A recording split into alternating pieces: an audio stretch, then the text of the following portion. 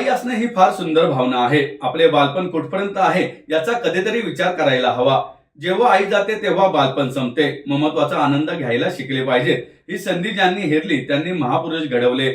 युद्ध जिंकण्यास शस्त्र लागतात आणि युग घडवण्यास आई लागते असं मत व्याख्याते गणेश शिंदे यांनी व्यक्त केलंय. अंजनाबाई विठ्ठलराव मोहिते प्रतिष्ठानच्या वतीनं सप महाविद्यालयाच्या लेडी रमाबाई हॉलमध्ये 8व्या माऊली पुरस्कार व प्रेरणा पुरस्कार सोहळ्याचे आयोजन करण्यात आले होते. यावेळी परिमंडल 2चे उपायुक्त मिलिंद मोहिते, श्रीमंत दगडूशेठ हलवाई सार्वजनिक गणपती ट्रस्टचे अध्यक्ष सुनील रासने, प्रतिष्ठानचे विक्रांत मोहिते, विराज मोहिते आदी व्यासपीठावर उपस्थित होते. Guinness book of world record holder सामाजिक कार्यकर्ते उदय जगताप यांच्या मातोश्री हेमलता जगताप यांना माऊली पुरस्कार आणि रस्त्यावरच्या उपेक्षित मुलांना मायेची ऊब देणाऱ्या व शिक्षणाची वाट उजळवणाऱ्या दादाची शाळा या संस्थेला प्रेरणा पुरस्कार प्रदान करण्यात आला.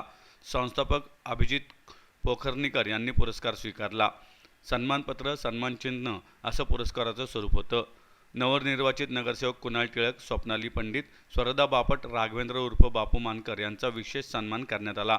मिलिंद मोहिते म्हणाले, आम्ही पोलीस म्हणून काम करताना समाजातील अंधाऱ्या बाजू बघत असतो. त्यावेळी समाजातील काम करणाऱ्या काही प्रकाशवाटा दिसल्या की त्या पंथ्या तेवत राहाव्या असे नेहमी वाटते. त्यामुळे उदय जगताप आणि दादाची शाळासारख्या संस्थांचे कार्य असे सुरू राहायला हवे. उदय जगताप म्हणाले, समाजसेवा जिवंत ठेवण्यासाठी पुढच्या पिढीने काम करायला हवे. पुढच्या पिढीला दिशा देण्याचे काम पुण्यात मोहिते परिवाराचा हा ग्रुप करीत आहे. कोणतेही काम करताना संपूर्ण कुटुंब आपल्या सोबत असते. त्या सगळ्यांना हा पुरस्कार दिला गेला. नाती टिकून कुटुंब एकत्र येणे ही काळाची गरज असल्याचं त्यांनी सांगितलं. अभिजित पोखर्णीकर म्हणाले, आज तरुणांकडे वेगळ्या दृष्टीने पाहिले जाते. तरुण पिढी वाया जात आहे असे अनेकांना वाटते, पण अनेक तरुण असे आहेत की जे चांगले काम करीत आहेत. तरुण मुले चांगले काम करू शकतात, फक्त त्यांना संधी देण्याची आवश्यकता आहे असं त्यांनी सांगितलं. कार्यक्रमाचे प्रास्ताविक विक्रांत मोहिते यांनी केले. कार्यक्रमाचे सूत्रसंचालन डॉक्टर प्रिया निगोजकर यांनी केले. कृतिका कोहिनकर मोहिते यांनी आभार मानले. सारिका खराडे, सचिन धुमाळ, श्वेता ढमाळ, ॲडव्होकेट ऋषाली जाधव मोहिते, शीतल देशमुख, शिवाली मोहिते, श्रद्धा झंजाळ, भाग्यश्री मोहिते, विशाल मोहिते, ॲडव्होकेट सुखदा मोहिते यांनी कार्यक्रमाच्या आयोजनात सहभाग घेतला. मला सांगायचं माहिती आहे का की आई असणं ही फार सुंदर भावना आहे. इथं अनेक माताई आहेत आणि अनेक लेकरं उपस्थित आहेत. उदयजींचे कित्येक वेळा डोळे पाणवले आईचा कौतुक सोहळा हा सगळा बघत असताना. खरं तर आपलं बालपण कुठपर्यंत आहे माहिती आहे का? कोणी म्हणेल शाळेत गेलं का बालपण संपतं, कोणी म्हणेल कॉलेजला गेल्यावर बालपण संपतं. दादांनी आता अनेक आठवणी मुलांच्या सांगितल्या. बालपण कधी संपतं माहिती आहे? जेव्हा आई जाते. आई गेली का समजायचं आपलं बालपण संपलं. एरवी तुम्ही म्हातारे झालात तरी तुमचं बालपण संपत नाही.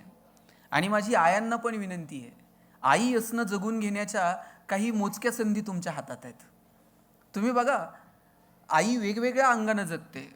त्यातल्या त्यात तिचा आठवणीतला काळ कोणता असतो माहिती आहे? मूल जोपर्यंत लहान असतं तोपर्यंत.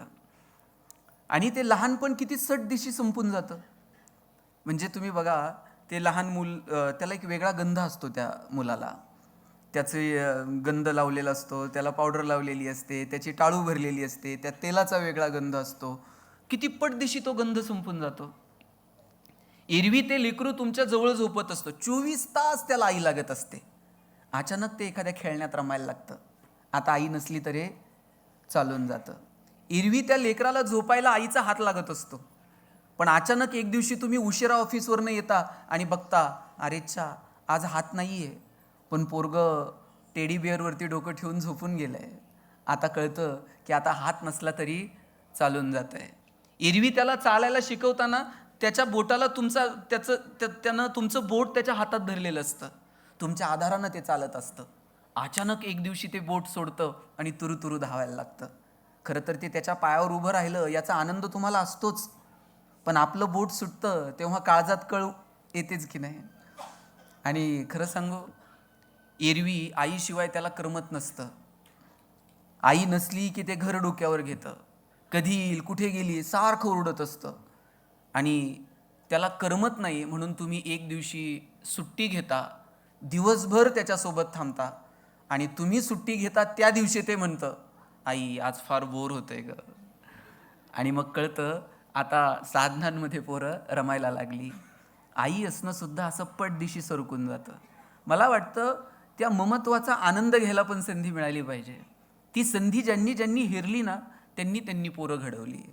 राजमाता जिजाऊंनी पोराच्या हातात समशेर दिली आणि सांगितलं 4 यौवनी पातशाहीला सुरुंग लावावं लागेल, हिंदवी स्वराज्य निर्माण करावं लागेल. आणि पाहता पाहता स्वराज्य उभं राहिलं. काय परिस्थिती होती मला सांगा. ज्या पुण्यात तुम्ही बसलायत ना, या पुण्यामध्ये कुणी राहायला तयार नव्हतं, इतकी दहशत होती. राजमाता जिजाऊ जेव्हा छत्रपतींना घेऊन आल्या, हे इन्फ्रास्ट्रक्चर उभं करणं, वाडे बिडे उभं करणं सोपं होतं, पण येणार कोण इथं राहायला. त्यावेळेस आपल्या लेकराला सांगितलं, उचलती पहार आणि दे भिरकावून. आणि जिथं गाढवाचा नांगर फिरवला तिथं छत्रपतींनी हिंदवी स्वराज्याची मुहूर्तमेढ रोवली आणि पाहता पाहता स्वराज्य उभं राहिलं. खरं सांगू का साहेब, तुम्ही पोलीस खात्यात आहात. युद्ध जर जिंकायचं असेल ना, त्याला सैन्य लागतं, शस्त्र लागतात. पण युग घडवायचं असेल ना, त्याच्यासाठी आई लागते, त्याच्यासाठी माता लागतं. अशी आई महाराष्ट्राला मिळाली, एक राजमाता जिजाऊंच्या रूपानं आणि एक ज्ञानोबरायांच्या रूपानं. किती उपकार आहेत. आणि म्हणून मोहिते साहेबांनी अचूक पुरस्कार निवडलाय की अरे, या लेकरांना घडवणाऱ्या आयांचा कधी सन्मान होतो का.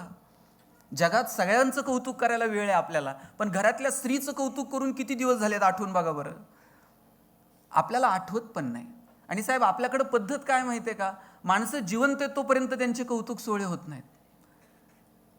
सिंधुताई सपकाळ म्हटल्या होत्या की इथं मोठं व्हायला मरावं लागतं, इथं गेल्यानंतर फ्लेक्स लागतात आणि मग गेल्यानंतर भाषणं सुरू होतात.